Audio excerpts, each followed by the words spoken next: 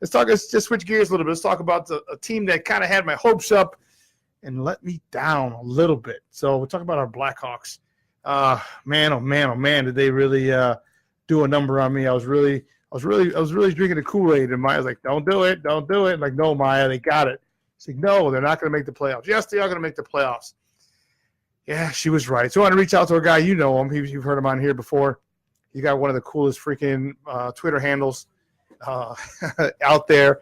He writes for he's the writer, chef, cook, and bottle washer at the Rink Official. And is a guy, you've heard him here before. His Twitter handle is Puckin Hostel. You're welcome, Jeff Osborn. Jeff, what's up, Papa? How are you? Good to have you back. Thanks for having me on, man. Glad to be back. Dude, what is going on with our Blackhawks? You know, they had me believing. I was a believer. I was a witness. I'm like, yes, you're going to make the playoffs. I liked what they're doing. I love the Taves was scoring, Kane was scoring, Panarin was scoring, DeBrincat was scoring, Strome was scoring. I'm like, these guys, they're just lighting it up. They're just trying to outscore people. And then in 2 weekends, it's all for naught. Now they're 9 points out of the last playoff spot. Doesn't look like they're going to make it. What happened? Yeah, I had to kind of reel you in last time. It was Maya and I. Yeah. Yeah, well, you know what? I mean, they had a hot streak, and that happens with every hockey team during a season. You're going to hit a hot streak. You may win 3 in a row. You may win 5 in a row. But, you know, a 5-game streak doesn't indicate how good or bad your team is. It's basically just, you know, all the bounces are going your way. Players are gelling, you know, for that certain period of time. But it's not sustainable. I mean, you know, from the beginning of the season, it's been that, you know, this team has a lot of deficiencies. Luckily for them, they were able to score a lot of goals, and they are one of the, you know, top scoring teams in the NHL. Unfortunately, they give up the most amount of shots. They're down there with Ottawa is giving up the most amount of shots in the league and the most amount of goals in the league. So it's just like last night, where you could see that, you know, they it was a 5-4 game, and it was back and forth. And this is with one of the teams that's basically on par with them and won't make the playoffs as well. They just, you know, they'll score a lot of goals, but they're going to give up a lot of goals, and that's not sustainable in the playoffs. Yeah, Corey Crawford faced 39 shots yesterday, and what was really odd, Jeff, is that when the Blackhawks were winning, their goalies were getting peppered. You know, we're talking 35, 40, 45, 49 shots, but the Hawks were still coming out on top. And then in those couple of losses, those two dreaded weekends, you know, you're talking they're facing 35, 30, 29, 32, a manageable number of shots, but obviously there are a lot more quality shots. But it was just ironic that once they got their defense together and started limiting the number of shots on their goalie, they started losing. Yeah, and they were playing against teams that were better than what they've been playing previously. You know, against San Jose, who's one of the better teams. The Kings aren't, and Anaheim aren't, but, you know, San Jose, I never expected them to beat San Jose, not in San Jose. Right. You know, they just put up way too many shots. They don't give up a lot of shots, even though their goalie hasn't been playing well. The reason they're doing so well is because they give up so few shots that, you know, they're able to sustain. So, you know, it's just it was kind of a mirage. They were playing a lot of bad teams, and unfortunately, you know, a lot of people bought into it, and they kind of got committed to this. And you know, in short periods, you can't do that. You can't commit yourself to you know, this is how good the team is after 5 games. You have to look at the bigger picture of what this team is, and they are what they are.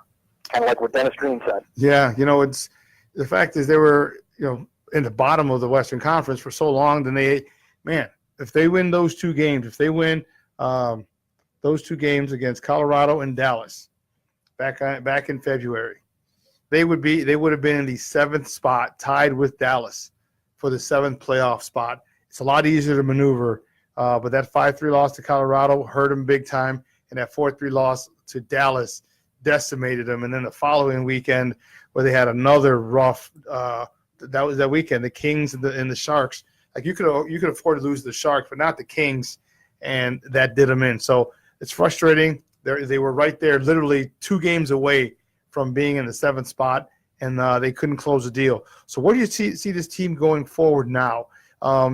You got up, you made a run, and it's going to fall short. Is that going to be debilitating for this team, or is it going to be a source of motivation going forward for next year? I think they're going to, maybe call up some players that may, see what they have in them going forward. Because really, right now, the games don't really mean much of anything. The players that are on your roster that are going to be future RFAs, you have to see what you have in those. You want to see if you're going to keep them around. You also have to, take a look and see what holes need to be filled. I mean, I've said this many times that, they have a big hole on defense that needs to be filled. They need at least one or two solid, defensemen. Yeah, solid defensemen that can come in and can move bodies around. They've got enough guys that can, the little water bug guys. They need a little bit of size, and they need to figure out what direction they're going to go in with free agency. I think as far as getting defensemen, you're not going to get that really in free agency. There's not a lot of defensemen out there. There's Erik Karlsson, and sure, he would help this team, but I don't know that I see Stan Bowman really going out and spending $9 million, $10 million on a defenseman. I would think that maybe he would trade for someone like that. Maybe I'm not saying this is even a possibility, but something like a Jacob Trouba or something like that. A big bulldozer that can clear out the front of the net and be physical and anchor some of these pairs, because they've just got a bunch of little guys.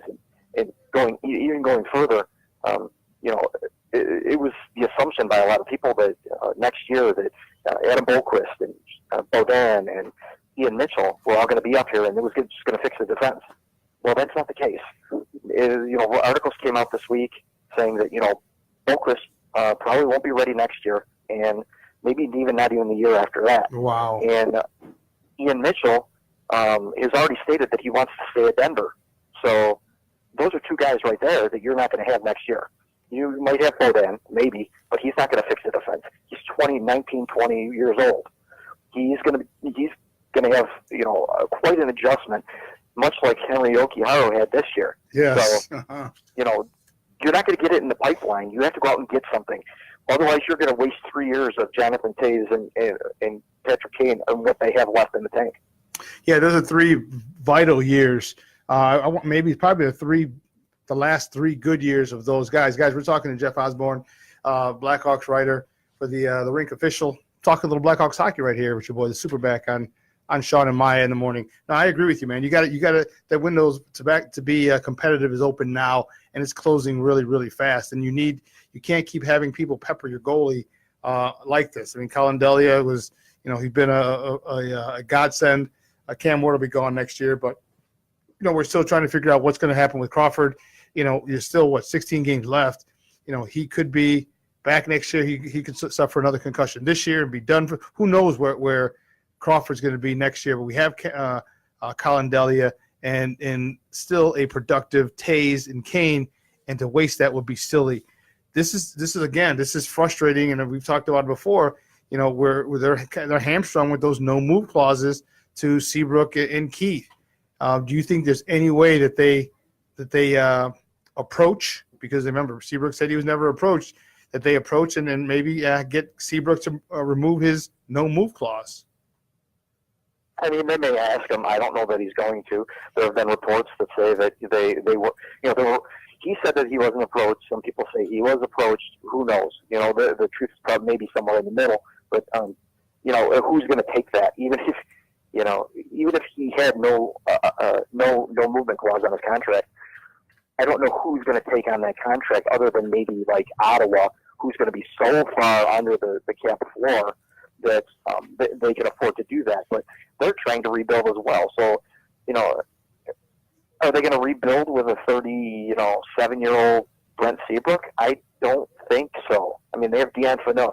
They have enough old guys that they're going to probably try to get rid of them. They're not going to want to bring a couple more in.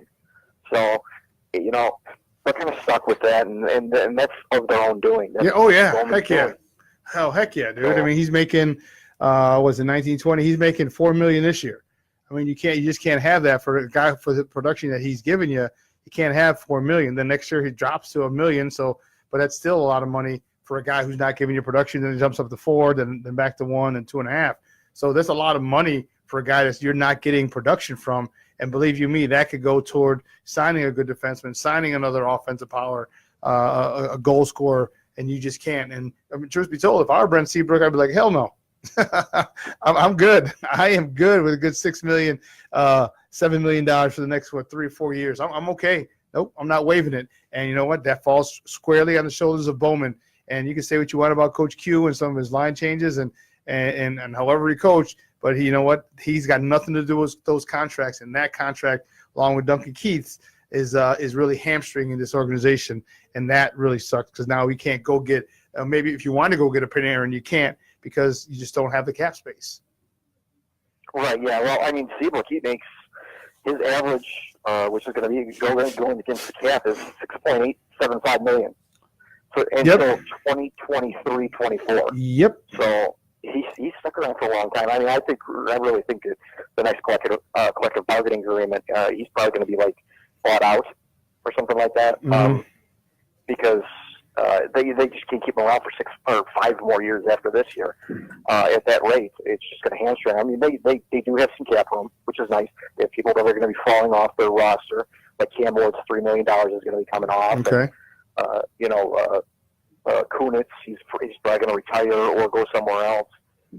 You've got Marcus Kruger, who's going to go away. I mean, that's a significant amount of money, but you're going to also have to sign restricted free agents, and you're going to have to fill, some depth slots. So, if they had $15-16 million, you can't spend $10 million of that right away, because then you're right back where you started again. You're hamstrung again. So you got to be smart with your money. But if you are gonna make that jump for something, do it for someone on the defense, man, because they don't need any forwards. They got enough scoring. Their top 6 is fine. I agree. I mean, they definitely need some defensemen to come in, and if you can't, I mean, hey, why not try and outscore people? Damn, it worked for some teams. You just gotta, but that's only if you can't, or if you can't trade for it. You can't find a dance partner to get some a good defenseman. Then hey, again, I wouldn't try it. I wouldn't mind trying. Hey, just try and outscore people because right now you still got DeBrincat, and he's what 700,000. So he's under $1 million. He's 700, same amount this year, next year, 778. So you got him in a nice little friendly contract for the next couple of years, or for this year, next year. Try and go get someone else, because this guy, I love the way this guy plays. And then when his chemistry that he has, the chemistry he has with his buddy Dylan Strome, I think that is just phenomenal. Reminds me of another Taves and Kane, just the familiarity and the chemistry that they have. And it's there's just one thing missing, and that's the defense. And it's frustrating to see to be hamstrung by this. And every time I see Connor Murphy giving up a puck, at the line and the blue line, they go and it's a fast break. Whether they score or not is not the issue. It's the fact that you keep screwing up. Give me your thoughts on Corey Crawford. What do you see him doing next year? I know he's under contract, but he's going to have a conversation with the missus this offseason, because if he has one more situation like he had a couple weeks ago where he hits the back of his head, sometimes the pressure from the missus could be a lot more than people give or believe. Yeah, well, if anyone who watched the game last night, I mean, Corey Crawford took a shot right in the mask. That could easily, set off another concussion. Yeah. So I think, they're going to have to hang on to him. I think, maybe before this last concussion, he could have been traded possibly to a team that, maybe needed a transition year goalie. But now that he's had this concussion history, I don't think teams are going to touch him. So I think they're going to be kind of stuck with him. He'll probably be the starting goalie next year, okay, barring any setbacks and stuff. And it's not the end of the world, but he's kind of coming down to earth a little bit. He's becoming more of a league average goalie than that top 6-7 goalie that he was a couple of years back. Age and injuries have been sort of taking their toll, and if you look at what his stats are right now, he's below league average in all categories for him. So he's not helping them out. Stan Bowman tried to frame it like, this is going to be this is going to be a really nice trade deadline acquisition, getting Corn Crawford back. But in reality, he's just right now he's been just a league average goalie, and he's just a guy making $6 million. Next year's the last year on his contract. We'll see how next year goes. He hasn't gone through a full year without getting injured in quite a while. So yeah, because his save percentage is .8897, and last year it was 929, 918, 924, 924, 917, 926, 909, 917. I mean, damn, he doesn't drop back into the eights until his first year with the Hawks in 05-06, where it was 878. So it's unfortunate that, yeah, you're right. He is slipping a little bit, and it's, I'm sure it's a couple of things, man, and it's frustrating because, one, we know that Corey Crawford, he carried us to 2 cups, and to see him kind of slip is a little tough. I got another guy I want to talk to you about is the captain. The captain has found a fountain of youth. He changed up his training routine. He lost a little weight, became a little quicker, better on his edges. Do you see this continuing next season? Because this was it's kind of like a shock. I mean, he's got, if I'm not mistaken, he's on pace to have the most points in a season in his career. Can he do it again next year when they really need it and they have a full year under Colliton and the training camp and everything comes, the season starts off settled and calm? Well, I mean, anything's possible. He's 30 years old, so he's not 35. He can still, he could still continue with this, and I wouldn't be surprised if it actually happened, but I wouldn't count on it either. I would expect him to go to come back down to earth. Patrick Kane too. I mean, we're getting phenomenal seasons out of several players all together, which it's like the perfect storm. Patrick Kane is having his best year and maybe ever. Jonathan Toews, maybe his best season ever. Alex DeBrincat, maybe his best season ever. Definitely Eric Gustafsson, best season ever. Brandon Saad's actually coming back, but I don't know that it's necessarily sustainable for them to all have their best career seasons once again next year. So I would expect, at least a couple of those people to come a little bit back down to earth. Maybe not DeBrincat, because he's still kind of on an upswing. He's only 21 years old. Mm-hmm. Gustafsson, I'm not a believer in him. I think this is just, if Joe Quenneville was coaching this team, Eric Gustafsson would be stapled to the bench for half the game because of how little defense he plays, and it would drive Quenneville nuts. Colliton's kind of letting him get away with it, and that's fine. He's a good specialty guy, quarterback of the power play. But, if Joe Quenneville was in there, he would not be playing as much as he's playing it. And but Dylan Strome, he's having a good year. Like, I don't know that all these guys can sustain this level again next year. Maybe they can, but I wouldn't plan on it. I would expect, a little bit to come back down to earth and be more of what their career averages are. Okay, so you're expecting a regression then, or at least, like you said, come back to earth thing. Now, one of the guys I want to talk to, we're talking to Jeff Osborn. He works for the Rink official, and he's talking a little hockey with your boy, the Superback, right here on Shawn and Maya in the morning. Is Coach Colliton. Coach Colliton was, the great communicator, and I kind of tease him a little bit about the name and everything, but he started winning, and apparently people are buying what he's selling. What kind of a difference is it going to make when he has a full training camp? There's no chaos like there was midseason when they fired Q. What kind of difference can that make for this Hawks team next year when you come in and it's the calm? We had the storm this year, but now they get to, it'll be the calm, and the calm after the storm. Now they can just focus on hockey. Now focus on was it my fault that Coach Q got fired? We should have played better. Whatever. Maybe not. Maybe not taking the Coach Colliton right off the bat. Now he's a guy, it. Where do you think they can go next year? Well, I think things will settle down a little bit. He's going to have probably some input on player transactions, people being moved out, people being signed, whatever, which is going to lend to what he wants this team to be. I'm optimistic about Jeremy Colliton. I think he can be a very good coach. He could very well, regress, but from what I've seen out of him, it's pretty positive. I like what Jeremy Colliton is bringing to the table. It's not perfect, but he was, he inherited a train wreck. Yeah, he did. To do that and do that in your second year of coaching in North America, like that's difficult. It's extremely difficult. And to be 33 years old, he's not. He had a lot of things stacked against him, and he's done pretty well. I'm pretty impressed with what I see. So I think that this summer, if him and Stan Bowman work together to get what they want for this back end, for this team overall, as far as acquiring players, trading players, drafting players, I expect them to be better next year.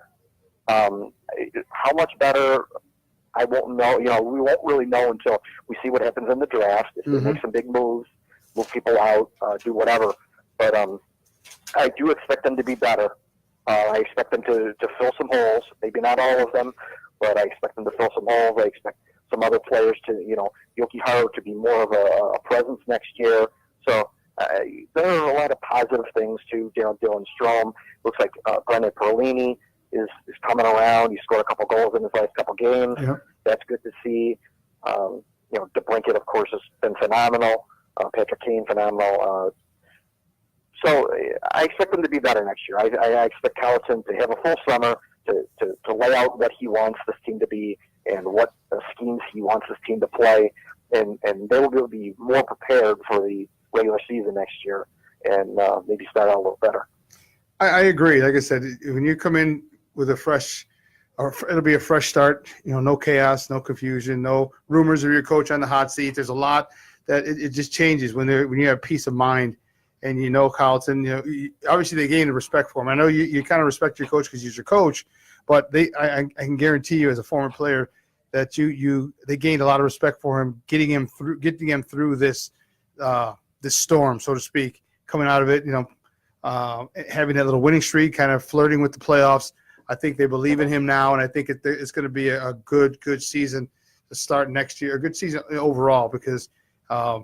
I think that this team is also going to be one team that's going to be motivated next year because of the way they've been trending downward the last few years. And if Crawford can get back to his old form or pretty close to it, that's going to go a long, long way. Yeah, and even if he doesn't really get back to his old form, as long as they're not giving up 35 shots a game, he can be league average and they can be all right. The problem is they give up 35-plus shots a game, which is not all right. So, if they can fix that for next year and get it down, in the low 30s or, even under 30, which, I think is a stretch, but even if they can get it in the low 30s and, calm things down a little bit, this team, the complexion of this team could change. I agree with you. I agree with you completely. Jeff, great stuff today, buddy. I appreciate it. Do me a favor, let everyone know where they can follow you and your work online. Yeah, you can find me at Puckett Hassel, of course, on Twitter. You can find us on all the social media at The Rink Official. Our website is www.the-rink.com. All of our great writers, we cover all, Ice Hogs, Indy Fuel, Chicago Steel, all that stuff. And we also have a podcast, the Blackhawks Hockey Rinkcast, that we do that weekly. John Jaco and I, we do that. It's really good. Download it. You can listen to it whenever you want, on the road, on the treadmill, wherever you want. And thanks for having me. Oh, no problem, buddy. No problem. I love talking to you. You kind of keep me level-headed when it comes to my Blackhawks, so good stuff. And we'll be. I try. We'll be in touch soon, man. Thanks a lot. Thanks. All righty.